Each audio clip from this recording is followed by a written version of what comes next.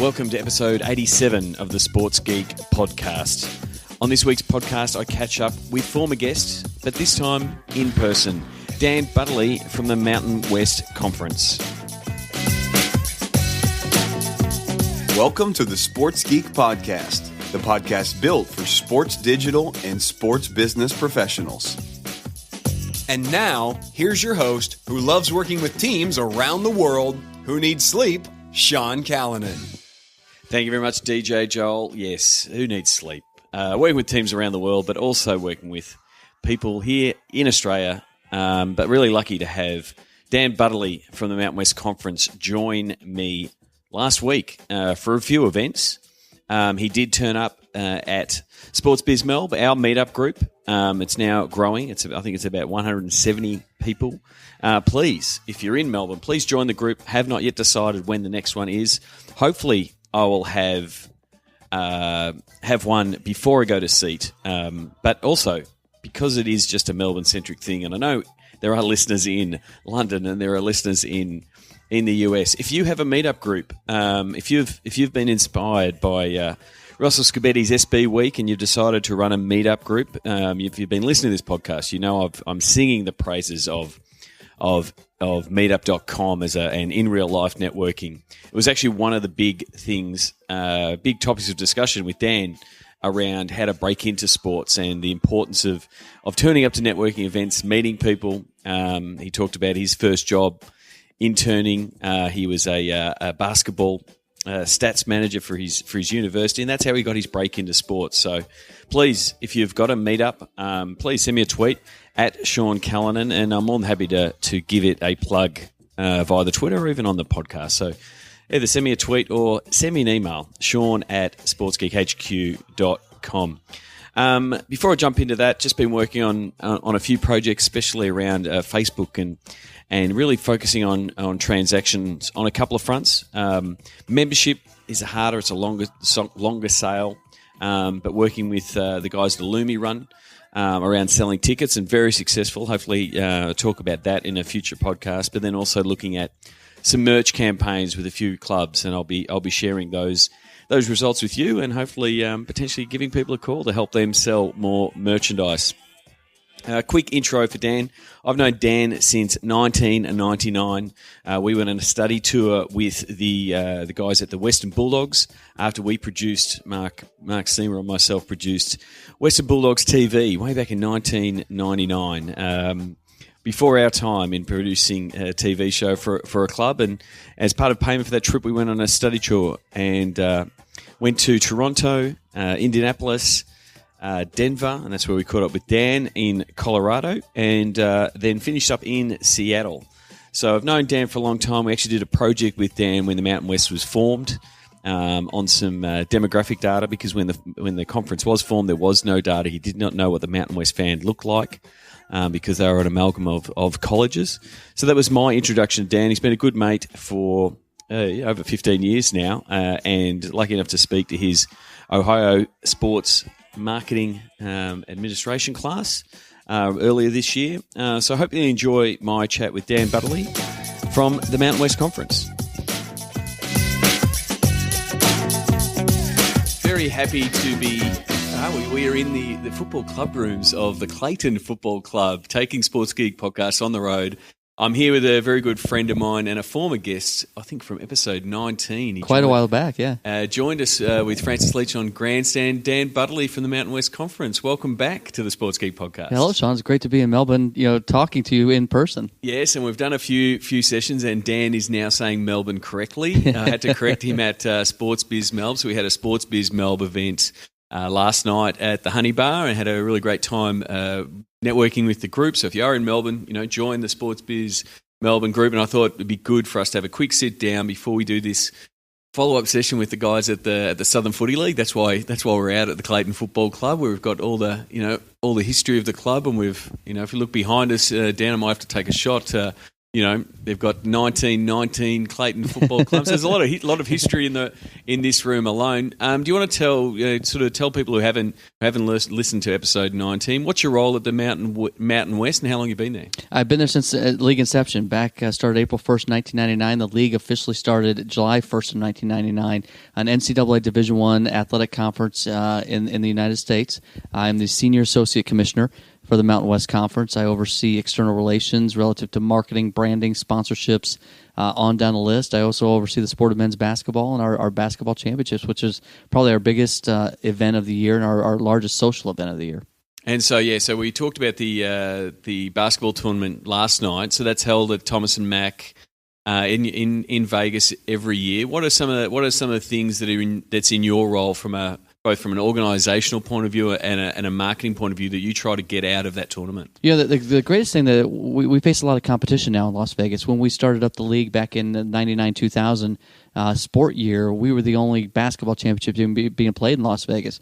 Now there's 4 other college basketball championships being played with the Mountain West men's and women's tournament going on at Thomas and Mack. But you've got the Pac-12 men's tournament, you got the Western Athletic Conference and the West Coast Conference, all realizing how great a place Las Vegas is in the middle of March for March Madness. But I direct the tournament, so I'm managing every aspect of game operations to security to getting the teams ready, booking the flights with our travel agencies, anything that has to do with the event. I'm on top of it. I'm making sure that our staff is getting prepared and ready to go. We have a 20-person staff at the Mountain West, and 18 of those staff members go to the event to work various aspects of it. So it shows you how big the event is for our staff. And so how is the requirements? We constantly hear the today's fan is a real entitled fan. They've all got Twitter. They've all got a voice. You've got Katie Cavender running things social and digital behind the scenes at the Mountain West. What's been some of the changes you've seen in the tournament from that perspective, and what the fans are doing around the stadium and around the tournament over the past couple of years as social and the mobile revolution, all students are on their phones, and right. That's how they communicate. How has that increased the noise and the amplification of everything Mountain West? Well, now you're looking at fan engagement twofold, Sean. You're in a position that the fans that are in the arena, not only do you want to try to entertain them during timeouts and during half times on the court, with bands, cheerleaders, on-court promotion with partners and those type of things, but you also need to gauge them socially on Facebook, on Twitter, on Instagram, running promotions on there as well as what you're doing on the court. So it really has changed how we do things in the college sports world relative to fan engagement. Katie's come up with some great social media promotions. We've had some great partners that have jumped on board. Twitter trivia. Twivia that Katie came up with, and we run those on the video boards. We really try to, I don't want to say over-engage our fans, but we want to make sure that they're having a great time and don't feel like there's any lull in activity. Sport is entertainment, and that's what we're trying to create. Yeah, but I think it is, from the time that I went to a Mountain West basketball tournament and saw a young Danny Granger hit a game winner for SDSU and the crowd go berserk. It's still one of my top 10 games I've ever seen in live. Is that now you've got the job of engaging the fans at the stadium, and it was the 18,000 fans that are at Thomas and Mack. Whereas now with digital and everything that Katie and the fans are pushing out from the stadium, you've got that larger fan base that is engaged with the game as much as they are on TV. They can be tweeting in and posting in and having those conversations around the teams that wasn't there 10 years ago because you've now got these channels available. Well, and we're working to expand our social engagement, our social media staff in that respect. I mean, you can see the metrics. You can see the impact that your social messages are having just based upon retweets or favorites or them coming back with answers to Twivia questions or responding. So you really can see if your messaging is working right on. But instead of having Katie do everything, we're looking to expand our social media efforts, our social media staff to help not only manage messaging going out, but also responding to messages that are coming in. So the other thing, not just social, but from a digital point of view, you've got the Mountain West network and looking at the changing landscape of what digital offerings are. You've still got TV. TV is still the cash cow for most sports, but digital, especially because you've got all these other sports.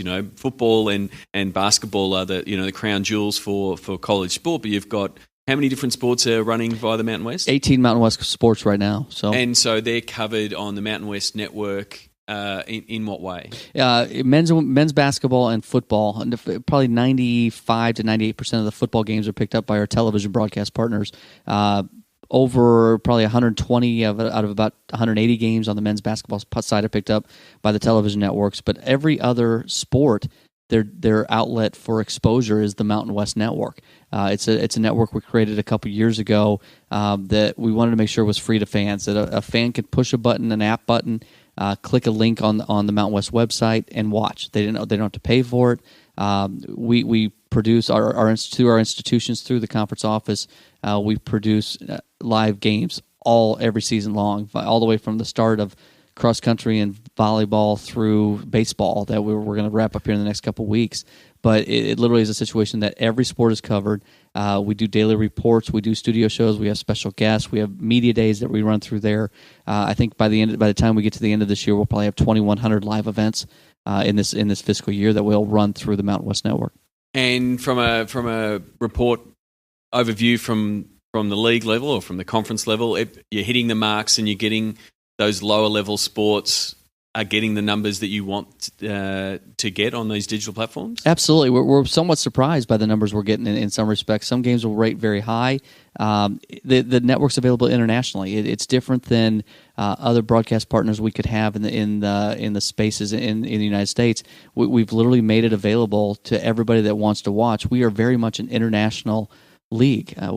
Men's basketball, we have multiple players from Australia. We've got women's basketball players from Australia. We've got tennis players from all over the world that are playing in the Mountain West. So to be able to make the content available to friends, to family, to parents, on down the list that want to watch their kids play Mountain West sports, they're able to do that free of charge. So the strategy behind that, and I'll go back in there because there's probably listeners sitting there going, free of charge, how does Dan do it? What's the model behind it? So who ends up paying? How do you get this past, the commissioner? You could talk to Commissioner Thompson. He says free. What are we doing, Dan? So what's the model behind it? How are you monetizing this kind of thing? You sound like the commissioner. How are we going to monetize this? The key for us is driving awareness of the league. It's really not only exposure. We wanted to make sure we were providing exposure, but not being exposed. So it's a first class network, all HD content. We're in the process. Our partners, we have the opportunity for mid-roll advertising. So very similar to if you're watching a game in the United States and you go to a commercial break for 90 seconds in a basketball game, you can run 3 commercial spots during that time. That's how we're hoping to monetize it. So we're working now with our sport properties to try to get advertising sold in the games. But the key for us is really to drive the numbers. Our institutions are doing a great job of helping us to monetize it, helping us to offset the expenses relative to it, as well as our partners at Campus Insiders, which is a company owned by Jerry Reinsdorf out of Chicago. And so, effectively, it's similar to the Hulu model. Even though you're paying your $7.99 a month for Hulu, you're still getting ads in between each show. So it's something that the consumers are used to. I guess from the other side of thing, are you getting the data, or the data, as you would say over in the States? Are you getting people having to sign up? Do people have to give up their details in some sense to become part of the Mountain West Network? No, we actually, I go back to a book I read during my Ohio University days, the book The Long Tail. Even if you charge a penny, you're making a fan or a patron go through a secondary process that they don't want to go through. So our network is as easy as push the app button and start watching. You don't have to be in a position that you have to fill out an email or provide any kind of data in that respect, any kind of personal data. I know I hate doing that. Yep. And that was one of the things when we were looking at the network. Those are the things, the thoughts that we had in the process, things that we hated doing just to be able to watch a game. That's exactly what we tried to eliminate. But rather than just throwing a logo up during a 90-second commercial break, we're going to be able to insert advertising into those breaks, and that's how we're going to ultimately monetize the network. And the thing is, you are getting the data of usages and where people are watching from and stuff like that, so you can start coming back to your partners and those kind of things to say, this is what a lacrosse game's worth, this is what track and field at the Mountain West is worth, because this is who and the type of people that are listening. So you are getting data, you're just not getting, because I guess the example that I would use is talking to Richard Clark, who is at Arsenal, the Arsenal player. To be able to get access to any of the video, you've got to sign up and be part of Team Arsenal effectively. Right. And it's effectively the starting point of becoming a member for them. And so really you're a digital member, which is pretty much give us your email, and that's the price of admission. And then from there, you get access to most things. And if you want more, it graduates up in that sort of membership model. So I was really interested to see whether the CRM guys and the data guys are saying, "Hey Dan, we want the email." But I guess you can, because you've got the network, you can run those. You can run promotions. Katie can run digital campaigns that can do that data acquisition stuff because you've got a platform there that you've got a highly engaged user base that are wanting to take part. Well, we actually had a couple of branding companies come out and meet with our board of directors back in December, and one of the flaws that they told us is what our email databases aren't very large. And our goal, and I hate to say this in many respects, but our goal isn't to try to get personal information and mass email in that respect. Our messaging is being done through the Mountain West Network. That is how we're trying to get the message out, not through static email campaigns to try to deliver things that way. So I was really surprised by the branding companies. And Sean, we talked a little bit about it last night, that the difficulty in buying and selling digital inventory. And, these are advertising agencies that are highly successful in the United States, and the same ones that are buying inventory for their partners are the same ones that are telling us that we're doing certain things wrong by not getting email addresses, which I again shake my head at. I mean, very much the difficulty in digital space right now is, advertising agencies trying to figure out how to buy it, the right pricing, and for the sport property side to figure out how to monetize and sell it, and that's the biggest chasm we've got in the space right now. And it is still in its infancy, and you've got the ad agencies have still got, I don't want to call them in Don Draper mode, but they're still in TV, print, radio. They know how to sell that. They know how to slice and dice that. They know how to segment it and give it out to people, and they're still figuring out digital. And then I think sports digital is another thing altogether, because you've got this really high loyalty and affinity and pride that is associated with, the Mountain West. You're a Mountain West fan, or you're an Air Force fan, or a Utah fan, and you're going to tune in every time there's something on with your team. And it's a much higher factor than other digital properties that might be out there. There's that real fan passion behind it. So it's really something that they're still trying to figure out, how do we best sell this, because they're selling the property and the association with the brand, which is of high value. So, and it doesn't match up with other digital properties out there, which, with banner rates falling on media sites and stuff like that. The Mountain West Network is not the same as, the New York Times or the Herald Sun or Fox Sports. Right. It's because you've got this brand affinity there, and that's the bit I think that traditional agencies can't get their head around, to say, well, why are we paying more for that? And it's like, well, our fans, love us more than they do, something by Rupert Murdoch. Well, Sean, you just hit it. I mean, we had ESPN come out and meet with our coaches and our athletic directors last week, and they gave us some statistics on ESPN3. We have games on ESPN3. And men's basketball this year, I think this is the number, but 35.6 million minutes of Mountain West men's basketball was consumed on ESPN3 this year.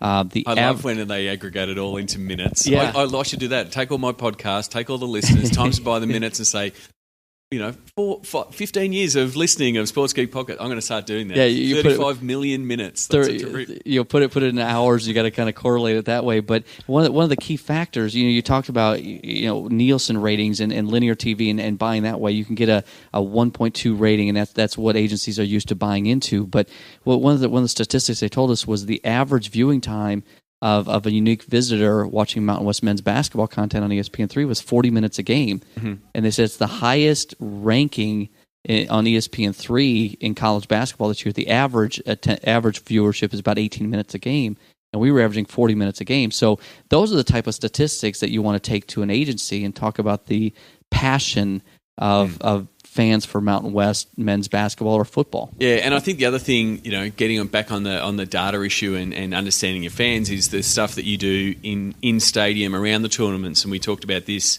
You brought in some of your students from Ohio, grabbed some iPads, gave them a bunch of Mountain West pins, and pretty much just went to the fans. Would you mind filling out this survey and telling us about the tournament? What experience you've had, how you connected with the tournament. And you've had really great results with that, with really just giving up. You talk about the price of getting the data, just giving up a commemorative pin for the tournament. Exactly, and fans are eager to go fill out a 20-question survey to provide us information. So real-time information is we've discussed iPad technology versus the old paper research form that you used to have to take back and for weeks go back and compile the data. Now you can get real-time results, so you can see what fans are engaging in, what they like, what they don't like, and if there's certain things that you can change at the tournament, you can do that. Obviously, a lot of it's demographic information you're trying to grab as well, but just the real-time data, the real-time engagement with fans that are willing to grab an iPad, pick up a free Mountain West Conference basketball championship pin, and provide us a lot of detail on who they are, why they are, what they're doing there, and where they want to have the tournament in the future. All those type of questions. It's been fantastic for us. And some of the data you shared last night is that that you report, I think, back to the team meetings, that a certain percentage of your fans marked that the Mountain West tournament was the time of their life. Exactly. Like that's what you had on the scale. It's like we've got 1 to 5, and you've got fans like, can we have 7? We want it is that high. So for having people to rate your event as time of their life is pretty amazing. And I think the other thing is the fact that you now, because you're getting those live results, and you can make 1 or 2 changes of a tournament, but now that you know that you are getting those live results, I'm assuming in future tournaments you're putting in those, those X factor type questions to say if we can change these things, or if we are, if we're not sure about this pre-game entertainment, you can put those questions in there to go, no, on day 2 we're not doing that because we had, it didn't poll well. It's almost getting very, very West Wing-like or House of Cards-like. No, that word didn't poll well. Tell the announcer not to use that word anymore. But you're sort of getting to that point when you've got these live surveys happening. Absolutely, and that's the great thing. You could change the survey up on an iPad on an hourly basis if you wanted to, relative to going direct to those 2 fan bases that are playing in that game. If you wanted to get really specific, we wanted to very much keep it a global perspective, so we were getting the mass interest from the fans. But the great thing is they had to answer what who they supported. Yep. So then we were able to cross correlate the data. So when we're asking them where they would prefer to have future Mountain West basketball championships, the overwhelming response was Las Vegas. But you could see which fan bases voted for the choices. So a San Diego State fan may not have chosen Las Vegas as much as they would have San Diego, percentage-wise gap, but the bulk of fans, the overwhelming response was Las Vegas. So just the cross-correlation and crossover of data has been amazing, and using that in analytic terms. So we've known each other for, I think it's been 15 years now. We worked with the Mountain West in those early years, doing a little bit of this fan research, but absolutely, almost in paper form. It was so long ago. Part of the reason for this visit has been coming out and talking to the guys at Etihad Stadium, because the rumours are that there potentially will be an Australian bowl and a bowl game down here. What can you say about how those negotiations are coming along and what you hope to bring down here? Well, it's early in the process, but yeah, we had representatives from the Etihad Stadium come down and meet with the Mountain West athletic directors, meet with our football coaches, meet with the Pac-12. There's been stories in the United States relative to their interest in creating a bowl game down in Melbourne. So we're excited about the opportunity. There's a lot of logistics involved as far as getting, because you've got to find a spot that fits in the TV network, right, that you can put a game on. Exactly, and so this wasn't the original purpose of the coming down to Australia, but it's been a great scouting mission to really get an idea of how long it takes to acclimate after a 15.5-hour flight, after the time change. So one of the things you'll have to acclimate in Australia, you would acclimatise. Yeah, very. So there you go. So if you learn how to say Melbourne correctly, you'll be telling the people they have to acclimatise when they get there. I always make sure when I'm in LA, I'm acclimating, but when I'm in Australia, I'm back to acclimatising. So there's those kind of things, but it's early in the process. Obviously, they've got to go through a lot of certification from the NCAA to see if the bowl game can even be certified down the road. So, but it's initial discussions, but obviously there's interest from them to bring 2 American teams down here to play a college football game, and obviously just based upon the opportunity, the experience that the student athletes can get, the experience the teams can get, it would be a fantastic place to have a bowl game. Yeah, and so just to give listeners both in the US and Australia some of the timing things, it's most likely going to be, again, going back into the US on Christmas, and effectively be played here on Boxing Day, the day after Christmas in the morning. And for those who are in Australia, they know that one of the biggest cricket matches happens at the other end of town at the MCG at the same time. So there'll be 100,000 people at the MCG watching cricket, and there potentially could be 55,000 people at the other end of Melbourne watching a game of college football. So that would make for a very interesting Boxing Day morning. I'm sure there'll be some football fans that will be wanting to go to the game, and there'll also be diehard cricket people that will be trying to figure out. So I do like to say that Melbourne is the sporting capital of the world, and if 2 stadiums can be filled bill the day after Christmas, I think that would prove that. No, absolutely. And obviously, you can do it here. I mean, with the MCG seating 100,000 people and the great sporting fans that are down here, I mean, it would be interesting. Obviously, we'd be coming off middle of December in winter in the Mountain West region and the Western region to summer down here. So, you talk about getting acclimated to the accents and the name of the city, and the heat would be the heat would be a factor in that as well. Well, thank you very much for coming down to Melbourne. It's been good to catch up with you over the last couple of days, and thanks a lot for coming back on the podcast. No, I appreciate the opportunity anytime. Sign up for the Sports Geek News at sportsgeekhq.com/SGN.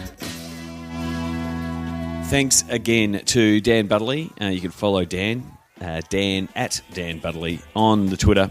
And after that chat that we had in the Clayton Footy Rooms, we did a marketing session, a bit of a fireside chat, talking to some of the clubs, grassroots clubs here in Victoria, around some of the opportunities that digital offers, some of the things that they can leverage. I used the phrase that I have since stolen, steal with pride.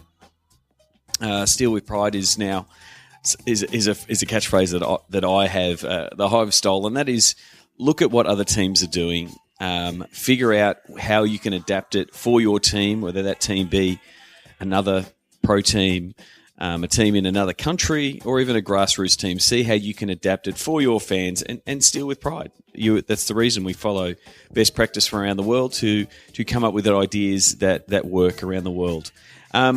Just a bit of an outro from Dan's discussion. In the focus he had, I talked earlier that we'd done a project for him 15 years ago, and that data focus hasn't changed for Dan. I just wanted to pretty much put the question out to you. What data are you collecting about your fans? Are you doing surveys? Are you doing micro surveys? And a micro survey might be just asking fans what they're doing on Twitter or putting a question at the end of a Facebook status. So just doing those things, or having a regular Twitter chat but putting in a question that gets you more data about your fans. The more you can get from your fans, the better. The other call to action I have for this podcast is I want some of your campaigns, some of your killer campaigns, some of the things, and it might be a data-focused campaign, but it might be an engagement campaign, or it might be a sponsor activation that you've done at the stadium. My theme for my keynote at SEAT is, and it's in the 60s. I think it's about 67 days when I'm recording this to go to SEAT. So I'm leaving it to the last minute. But I need your campaign. Send in. I've had a couple come in. I'm talking to the Cleveland Cavaliers about something they did with beacons and things like that. So please send them in. Just go to sportsgeekhq.com/SEAT 2015. You'll also find links there to buy tickets and register. Been speaking to Christine regularly. The registrations are going well. We expect a really big crowd there in IT, digital, CRM, and also the NCAA crew kicking in. I know one campaign that won't make the list, and I don't know if you saw it in Sports Geek News last week, but obviously a lot of teams did Mother's Day post last week. My mum doesn't listen to the podcast, but happy Mother's Day, Mum. But one of the ones that I just it was cringeworthy is the best way to describe it. You can check it out on the Sports Geek Facebook page. Was the guys from the Euro League and their tribute to Mother's Day. Someone decided that it was a good idea to put the basketball up the jerseys of the male basketballers to make them appear to be pregnant, and that was their tribute for Mother's Day. As I said, that was a head scratcher. I'm recording this on Sunday night. Just earlier this night, tonight, Melbourne Victory came out and won the A-League Grand Final. So big congratulations to Arthur Gillian from the Mountain West, not from the Mountain West, from Melbourne Victory. You would have heard Arthur on episode 61 talking about managing membership, and with one of the biggest football clubs in the land. They beat Sydney FC 3-0 tonight at Amy Park in front of their very vocal fan group. I heard them both leaving the MCG tonight and also on the way to the MCG. So I'm sure Victory fans will be celebrating as I record this. And another shout out to Brian Gibson, Brian finished up at the FFA today. He's done a lot of work over the past couple of years with the FFA, with the Socceroos, and with everything football. So he's moving on to another gig. So congratulations, Gibbo. Really terrific job over the last 3 years, and wish you all the best. I'm sure we'll definitely cross paths in the future. That's it for this week. Trying to keep it short and sharp. It looks like I might even get it close enough to under 30 minutes. As always, you can always catch me via email, sean@sportsgeekhq.com, or via Twitter at Sean Callanan. If you are listening and you did enjoy the conversation with Dan Butterley, please send him a tweet at Dan Butterley. But also, if you wouldn't mind sending an iTunes review, simply go to sportsgeekhq.com/iTunes. If you're running right now, just remember, when you stop running, you come back, you've got to go to iTunes. That'd be great. I'm closing in. I think it's about 71 or 72 iTunes reviews. These are things I should check before recording. But thank you for those who have.